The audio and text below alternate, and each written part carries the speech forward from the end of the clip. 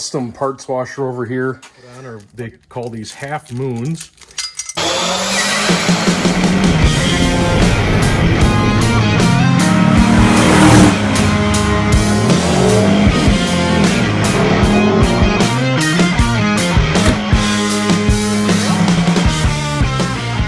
Hey everyone, it's Adam again, and welcome back to my garage. Thank you so much for tuning in again this week. We're going to talk about my 2004 STI. So there's a couple of things going on with this car. Haven't been able to drive it much at all beyond the test drive, pulling it out of the garage this summer earlier on. Two main things we've got going on with this car. We're going to probably end up spreading this out over a couple of different episodes because it's going to take a little bit of time to get this taken care of. The first thing we've got to do is work on the valve cover gaskets. Over the past couple of years, I've noticed after long drives, getting a little bit of burning oil smell, a little bit of smoke underneath the hood, and it's because the valve cover gaskets have been leaking oil onto the header and the crossover pipe. Basically, when I took it out for a test drive earlier this summer before I wanted to go pick my son up from school in it, took about a 2-mile test drive, got it home, and smoke was effectively billowing out from underneath the hood. So rather than embarrass myself and risk fire, I decided to throw the seats actually in the back of the E21 that day and went and picked them up in the E21. So that's the first thing we're going to work on. Second thing is with the mileage on this car, it's got about 125,000 miles on it now. Notice the boost target has not been reached many times when I'm doing pulls down the road. I want to get about 18.5 pounds of boost. So I'm running a Cobb V2 Stage 2 tune on this. Also have a Pro tune from the previous owner. I tend to interchange between those, but I want to get up over 18 PSI, and we've been having problems hitting that boost. So given the mileage on the car, I picked up a 2020 OEM turbo from an STI. Someone had taken that off at 1,000 miles. Found it on eBay for a good price last year, picked it up. And we're going to be putting that on the car as well as part of this series of episodes here. So a little bit of history about this car. I picked up this car in 2010, November, December 2010, and it had about 78,000 miles on it at the time. And I had really been drawn to these STIs, especially the early ones here. 2004 is the first year these were imported to the U.S. I was a big rally fan back in high school and college, and I enjoyed watching these four-door Subarus go around the rally courses, and really wanted to pick up something to kind of live that as well. Ended up finding this one somewhat locally here and picked it up for a good price. Oddly enough, even with the additional miles we've got on the car, the value of this car has not depreciated much at all, and it's actually very surprising. I'm very happy to see that. But as long as you maintain these cars and fix the common issues on them, very reliable, and you can have fun for miles and miles on these things. Some of the things I've done to the car, kept it mostly stock, but I do have an ACT Stage 2 clutch in this one with an OEM flywheel with the Pro Tune on here. The previous owner said we're running about 370 at the crank. I'd like to get it on a dyno to finally either prove that guy right or wrong, but either way, we've got about probably 50 more horsepower over stock, and I'm not sure how much more torque over stock, but ultimately about 90,000 miles, the clutch started slipping on this thing, and upgraded eventually to this ACT Stage 2 clutch. I have done the timing belt on it, did that about 15,000 miles ago, flushed all the coolant, everything else up underneath the hood. Also addressed a fuel leak up underneath in the fuel rails. These cars tend to have a leak in colder temperatures. Did that at the same time we did the clutch and the timing belt. As far as the brakes and everything go, it's on its second set of brakes.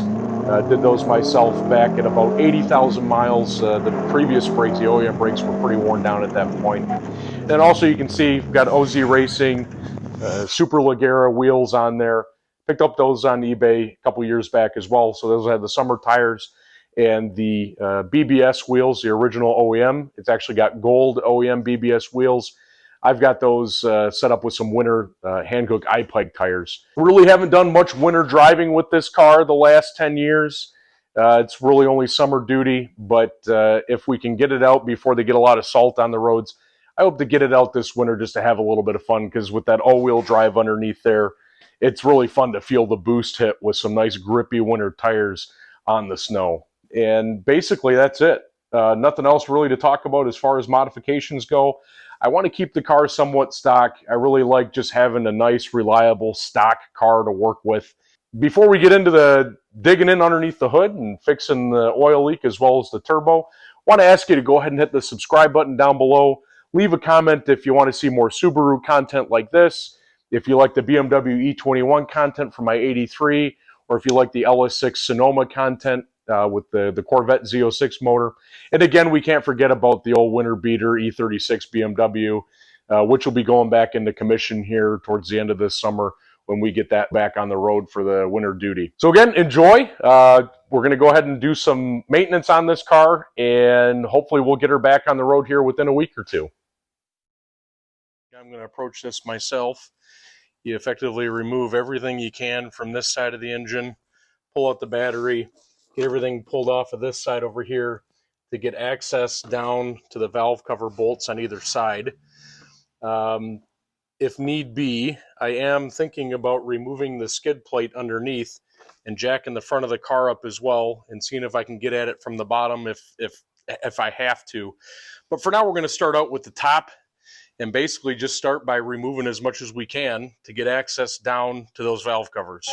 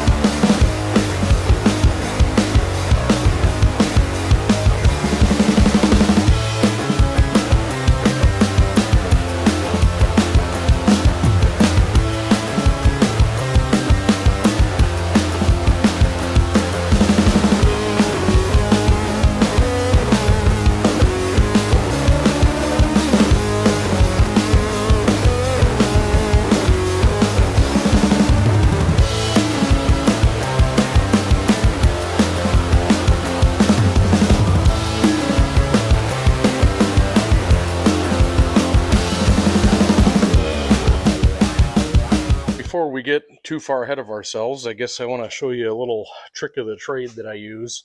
Whenever I remove any bolts, I just put them back where I got them from. You know, sometimes people will put them in different labeled bags and things like that. You know, we're not removing enough bolts here really to stay too organized with it. So that's basically what I do. Another thing you may have noticed is some of these handy blue paper towels have been stored away here. I've gotten in the habit of saving these whenever I go to a gas station that has them. When I check my oil, every fill up. I've got old cars, so I need to make sure the oil looks good, good level each time. And I shove them down between the fuse box and the shock tower here. Looks like I accumulated quite a few there, so I think I need to do better at cleaning those out.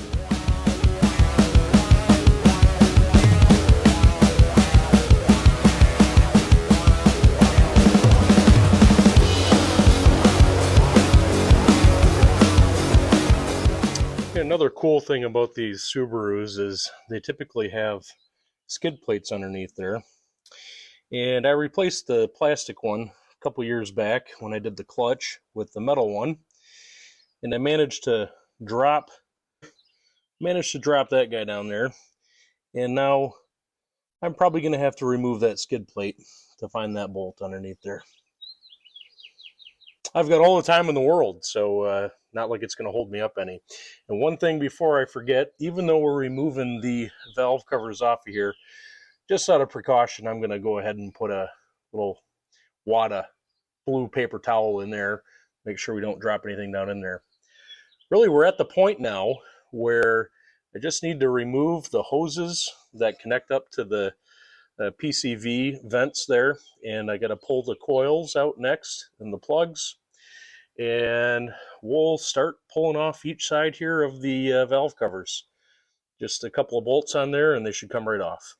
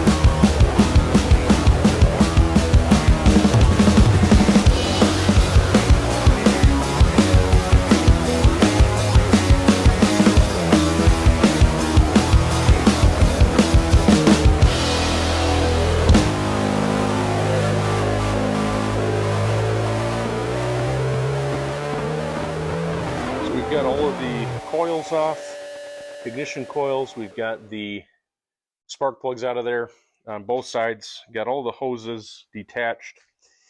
And we are ready to go ahead and start removing the bolts on there. Quick look at these spark plugs.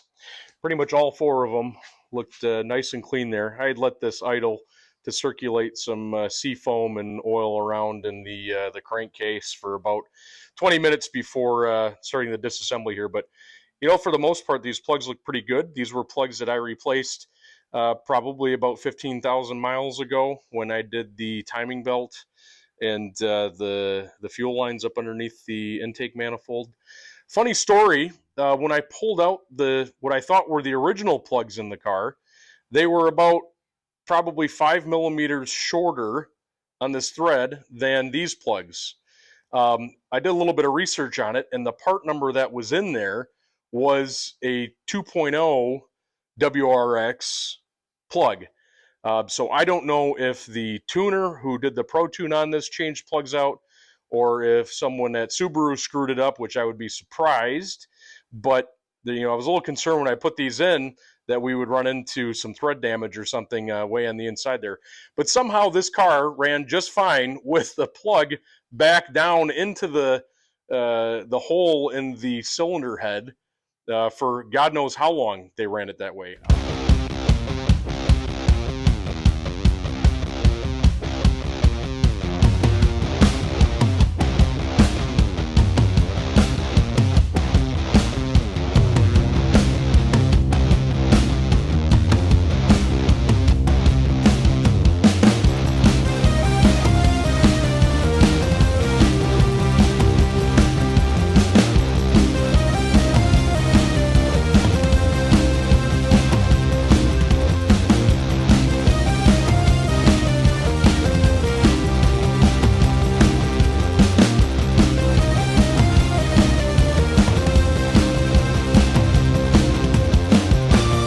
So as I'm pulling out the nut or the bolt down there, quite a bit of oil coming out on it already. I think that's it's pretty dirty, so it's been coming out there for a while. You can see it's kind of juicy down there, so I think we're doing the right thing by replacing these gaskets on here. This one's a bit difficult to get at down there. Luckily I've got these. I bought these back when I did the strut tower nut on the Yukon out there, and this definitely comes in handy to get into that tight spot. Just takes a little while to get the rotation going here because you don't have a ratchet net on this, and you don't have a lot of room to really articulate in there.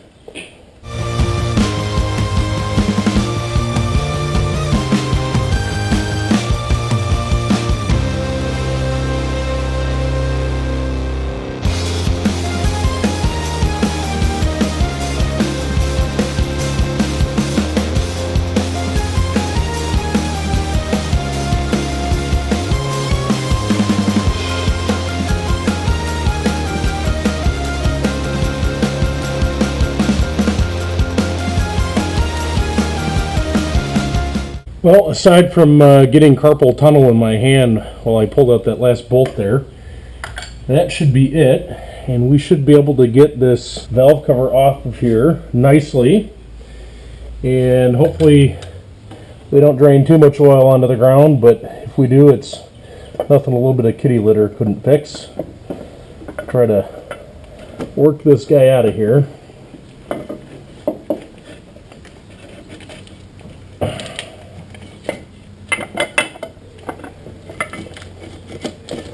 All right, so here's the first one.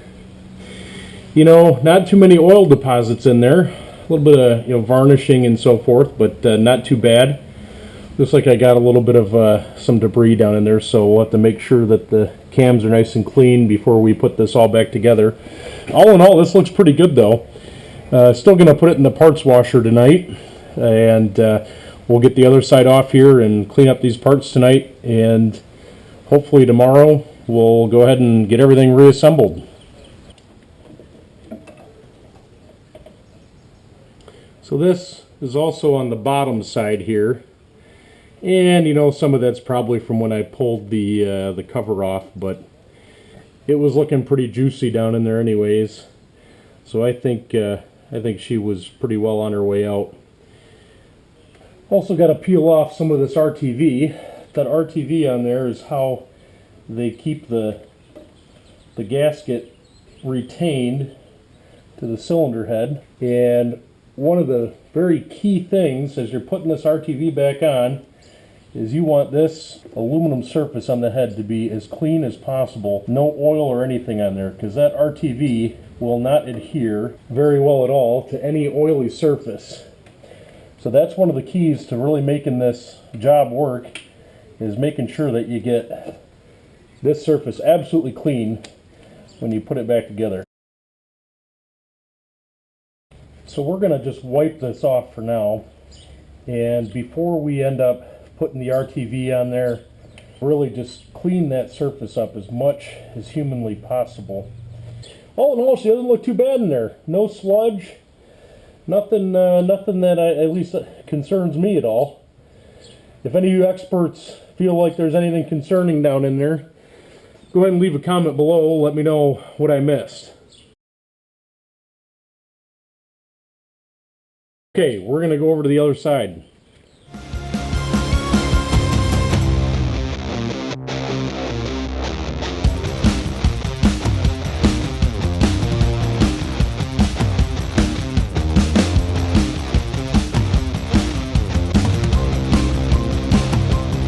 I don't like that.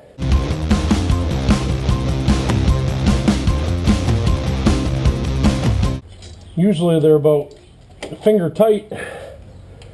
You're able to get them off their finger once you get so far, but this one is really getting held in there by something.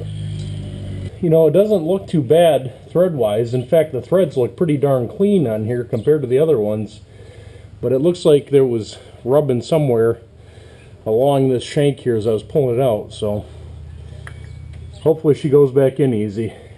You know, it's probably hard to see, but the bottom of this is pretty juicy down there, so I gotta believe that was the source of the oil leak on this side at least, and that is the common issue.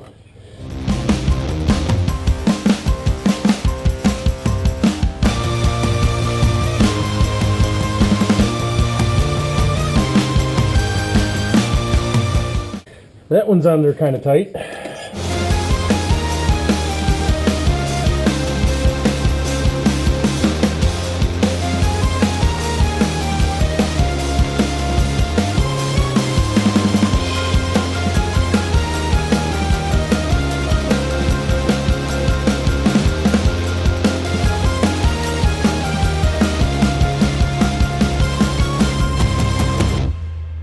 So here's the passenger side, same situation here.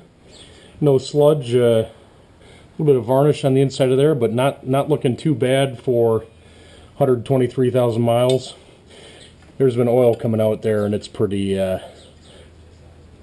juicy on the bottom there. Now, if you look down towards the heat shield down there, you can see a lot of brown material, brown burnt on the heat shield there. So the heat shield is trying to get a point right there, and that's probably where that oil, right where it dripped there actually, in that corner I think is where we've been hitting that that header ever since she started smoking.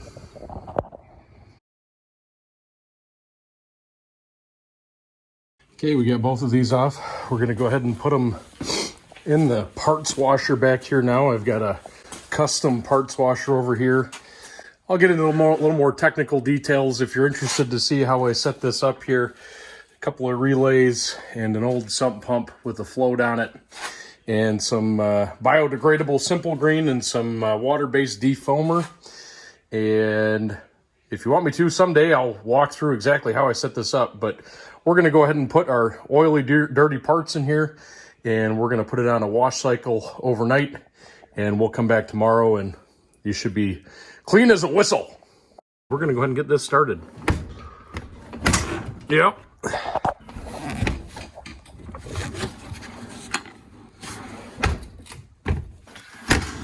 There we go.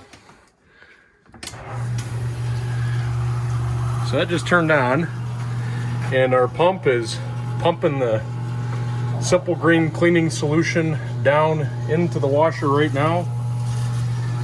And we're gonna go ahead and do a heavy cycle, high temp wash, heavy, and she's running now. So once it fills up, it should start doing the whole spray routine. We did the deep cleanse here in the parts washer last night. Let's take a look at how the parts look. Let's see. Oh boy, look at this. That turned out pretty good. Got all the oil and everything cleaned right out of it there. Look at that. This side looks pretty good too. A little bit of residual left down in there. We'll take care of that with a rag, but these things look pretty dang good. So our oil fill tube, perfect. No other residue, nothing coming off of this. That looks good as new there. Oil filler cap, look at that. And last but not least, the battery box. Yeah, a little bit of ground and rust down here at the bottom, but no other residuals there as well. All right, can't complain, man. These things look good as new. Awesome. We're going to start the process of reassembling the valve covers back to the car here. So the first things we're actually going to put on are, they call these half moons. And I'll show you when we get down to the car in a second.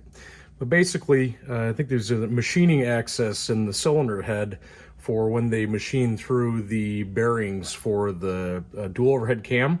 So you've got to apply some RTV around this groove of the half moon. You have to set it down inside the casting for the cylinder head.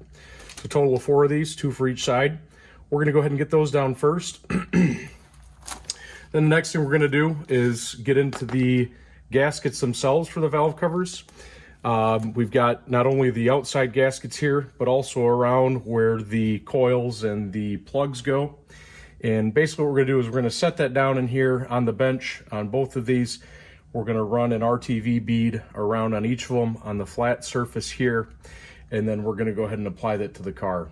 One thing I noticed between the old gasket, which is this one, and the new gasket, is the new one actually has middle bead going around inside the channel here. It might be kind of difficult to see just because it's black here, but there's a middle bead in here which effectively looks like it creates like a double groove for the sealing surface, whereas on the old one, either that middle bead is squished all the way down or it's non-existent. There really isn't anything there other than just a little channel that RTV would set up inside. So looks like maybe they made an improvement on the design.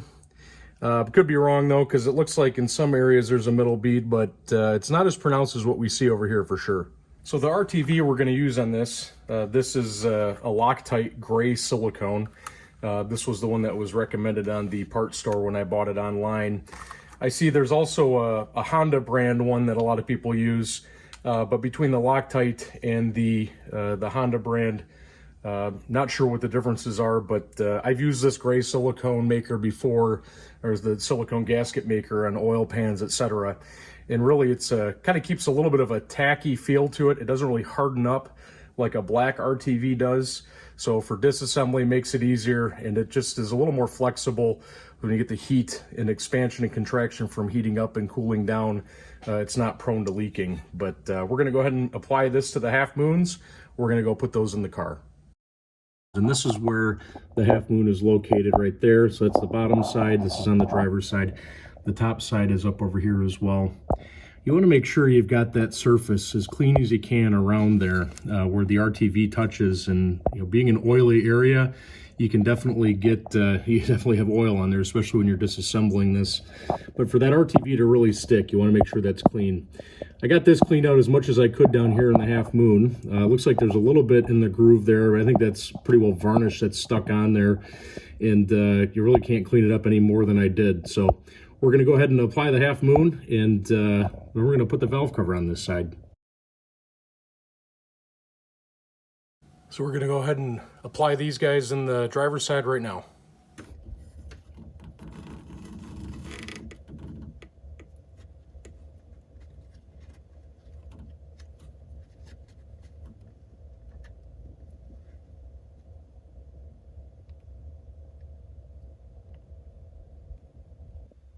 Okay, we've got the two half moons here on the driver's side in place. We're going to go ahead and get the valve cover with the gasket set up here. We're going to apply that here and put in some bolts. Something I want to do before I put the valve cover on is when I was wiping off the debris from taking off the old dirty valve cover, managed to clean off quite a bit of the oil from the cam lobes here. So we're just going to go ahead and get a little bit of oil on these cam lobes before we put it back together, just so they don't start up dry there. I don't really know if that's going to make a big difference or not when we start it up. I guess I would rather have a little bit of oil on there than nothing at all, considering we pretty well cleaned it up when we were taking it all apart. The thing to be careful of is you don't get it put onto your sealing surface as you're getting the oil put back on these cam lobes here. So, all right, time to get this driver's side valve cover sorted out here. We're going to go ahead and apply the new gasket to the groove around our driver's side valve cover here.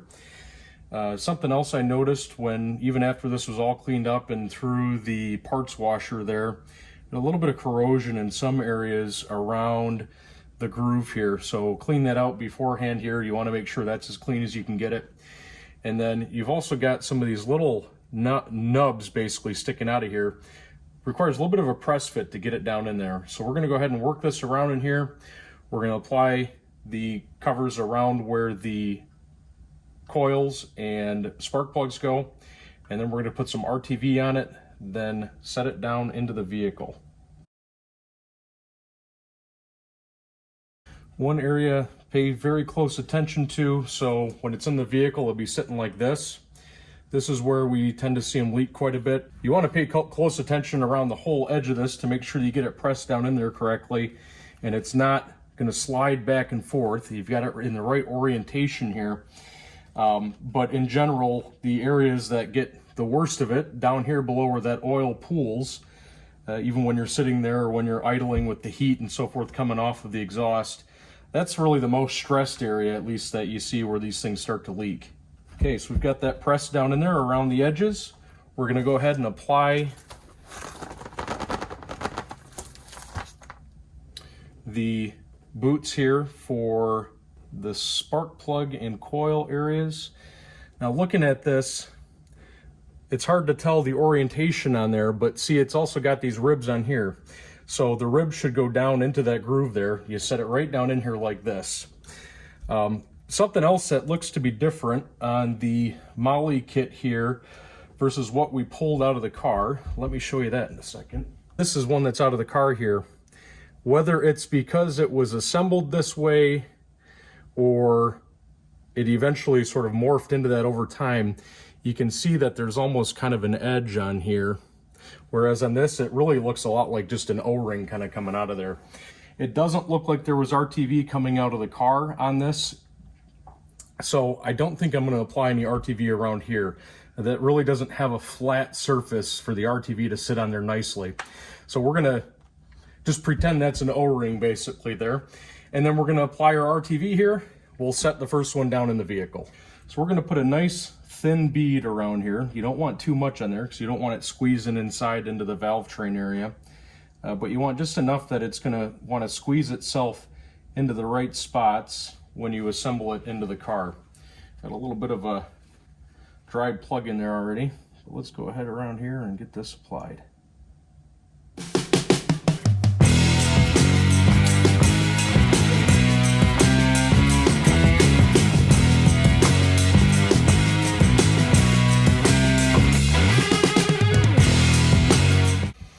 Okay, let's go put it in the car.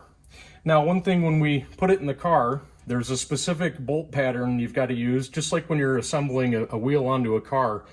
You got to make sure that you've got the right pattern here. So what I read up online is you start out with these two bolts here, then you go crossways here, then you go crossways over here, and then you touch these guys again. And then you go ahead and torque all these down. Now, it's a very, very light torque on these. It's like 4.6 foot-pounds. Very difficult to reach these down below because of the frame. with the interference here with the torque wrench. So what we're going to do is we're going to get a good feel for how tight it should be when we do it with a wrench the first few times here with a torque wrench. And I'm going to calibrate my muscles to only torque it down so far. Okay, our valve cover is ready to go on here. Before we start putting these bolts in, I'm going to go ahead and put a little bit of anti-seize on the end of these. It is a real light torque on there, but on the other side, when we were pulling the passenger side off, a couple of them seem to be a little sluggish coming out of there. Just to protect the threads on this for later on, if somebody's got to do this another 150,000 miles down the road, they're not stuck with stripping out the threads in the cylinder head. Not the way we want to do it there. You got to be very careful not to hit that RTV on anything but the RTV surface you want it sticking to when you put it down in here. And I managed to touch that a little bit there. But we're going to go ahead and get this slid down into place and hopefully fasten it up without wiping too much of that RTV off of there.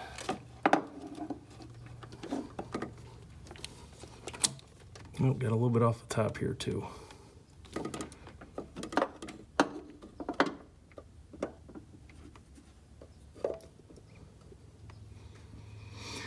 Okay, we're going to set her on just like that. Got the valve cover gasket sitting on there right now and the valve cover itself. We're going to go ahead and put in the first screws based off of that screw assembly order. So the first one here is going to go on the front. The second one we're going to put on back here.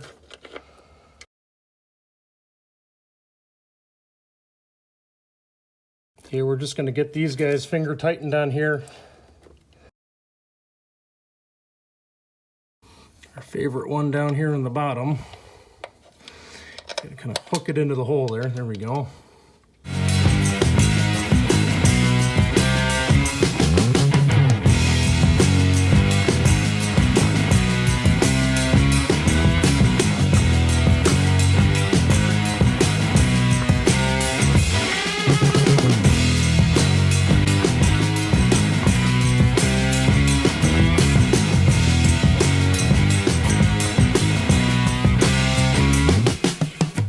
Before we move to the other side, we're just going to go around this one more time and make sure all of these are the same amount of sort of hand tightened torque in, because you're going to pull it in with the other ones.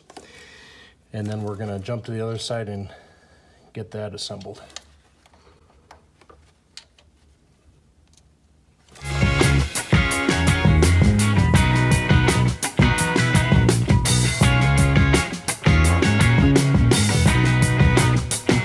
Okay, we're going to go ahead and apply the valve cover to this side of the car now.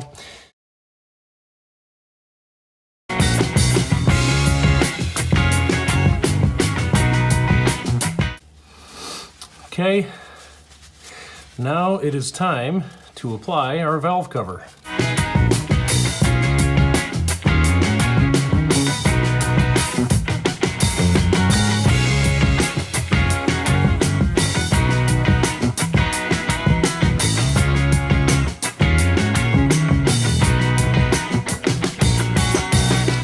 So even though we're supposed to start on the front and on the back bolts on here, in order to get this guy to stay in place while we're getting everything else on there, we're going to go ahead and put the top bolt in here first just so it can hang on the point.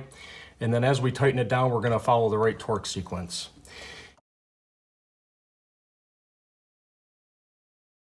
It is a little bit of a challenge up on the front of the car because you've got the timing belt cover kind of in your way there, so you've got to kind of hook it in underneath that. Let's get this down here in the right spot. Pull these hoses up out of the way here, and there we go. That's it right there. All right, so we're gonna just set this guy in here just to hang it, get it started in the right spot at least. And the first ones we're really gonna hand tighten down are going to be the front and the back ones there. Just want to get this in the right orientation and we'll be on our way.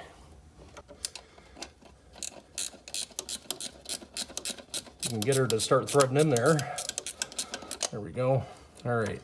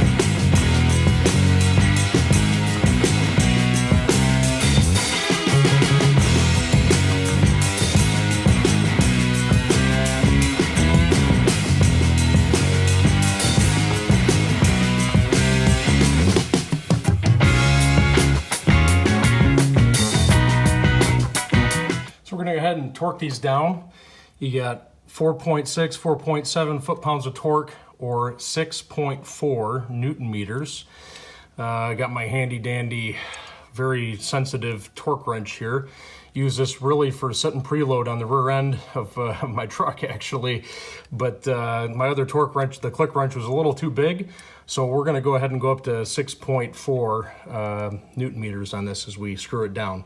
Now you got to follow that bolt torque tightening sequence. A, B, C, D, E, F, G, H. Then we're going to go A, B again.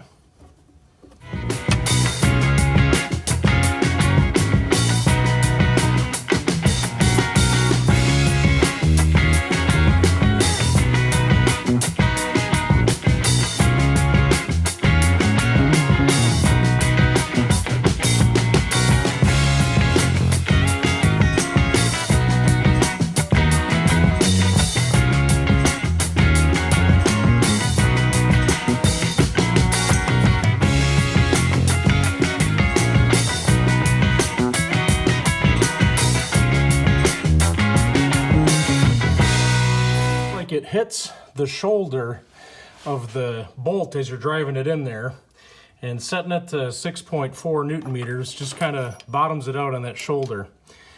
You don't ever want to be too tight with these, obviously, because you got aluminum for the valve covers going into the aluminum head. Lesson learned on my old BMW, I managed to crank down the oil pan as much as I could one time and stripped out a couple bolts, and it still ended up leaking. You don't really need a lot of torque, obviously, to make a good seal here.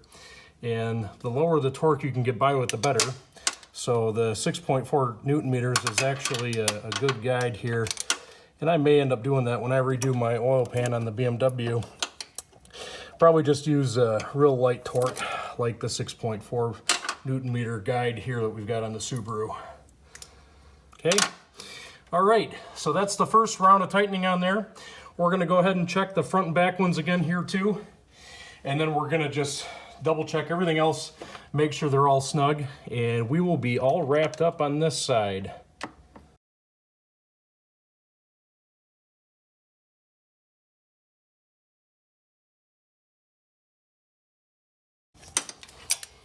All right, we're in business on this side. We'll get the plugs and coils back in there a little bit. We're gonna go over to the driver's side and wrap that side up. All right, guys, we're all buttoned up on this side as well. Next up, we're gonna go ahead and put the coils back in, the plugs, and we're gonna get all the wiring and everything set back up on here. We're gonna have to wait a day for the RTV to cure there, so a 24-hour cure time. So this time tomorrow, we're gonna come back out here, start it up, let it run a little bit. Another thing we're going to do is we're going to remove the skid plate down underneath the car there, just to watch for any new oil drips, anything like that. Because with that skid plate up there, it's kind of hard to tell if we've got a leak until you've leaked enough that it actually pools and starts going out. So we're going to take the skid plate out tomorrow as well, but we're going to go ahead and get her buttoned up here and get it started tomorrow once that RTV cures. All right, we're going to go ahead and complete the reassembly here under the hood.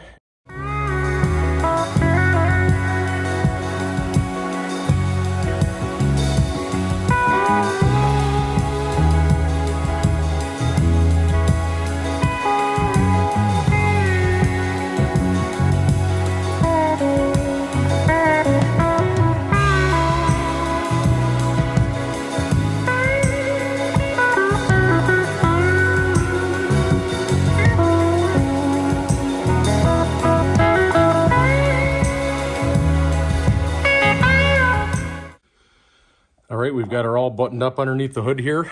You may wonder why I didn't change the oil on this. Well, we didn't really lose much oil out of the valve covers when I opened it up. I mean, there's some underneath there, but as far as the oil level goes in here, we're still looking good. And I've got some seafoam in the oil right now anyways to help clean it out. I typically do that on the higher mileage cars before I do an oil change. So we're gonna let this oil go in there, kind of clean out if there was any other debris that we didn't hit while we had the valve covers off. We'll get that circulated through the filter and hopefully out of the car. And then we're gonna do a turbo change here in the next couple of weeks. I'm not going to do any driving on the car really before we do the turbo change. So we're just going to wait to do the oil change until after we get the new turbo in there. All right, fingers crossed.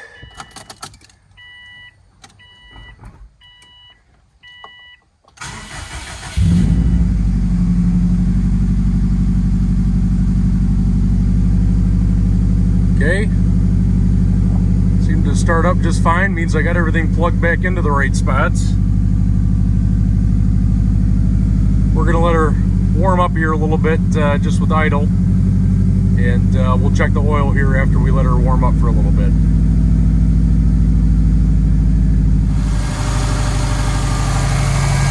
No new noises coming from underneath the hood, anything like that, so I'd say we got her back together good. It's kind of hard to see. We got a little bit of smoke coming off of the passenger side there. Presumably that's from the oil that had dripped down onto the header when we did the disassembly. So we'll let some of that burn off here. We'll see if it smokes tomorrow, then we know we got another leak there still, but we'll let that burn off here.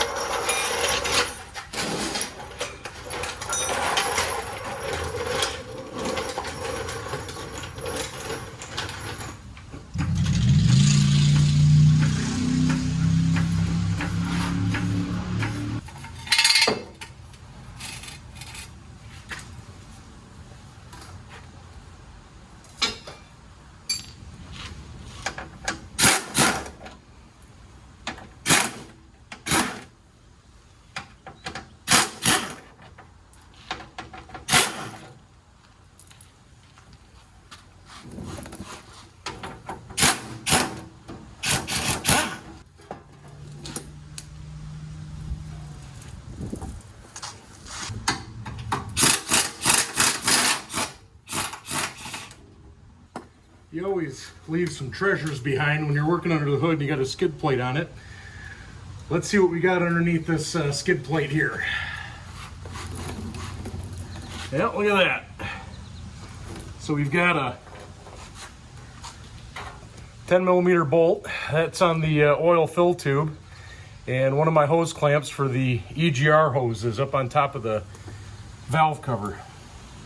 I lost a 10mm socket underneath there too, but doesn't look like it ended up on here.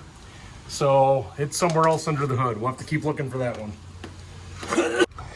Okay, as long as there aren't any active drips right now, I think that's a good sign.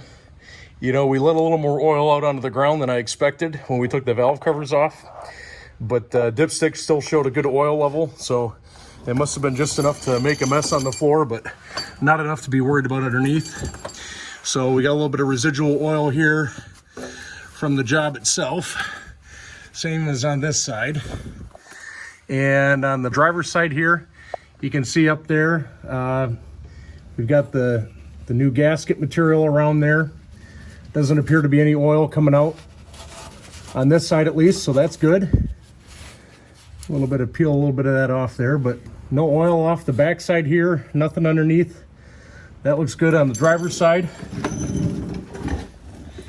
Passenger side. So I think this is some oil that was left over from removing the valve cover on the heat shield down here.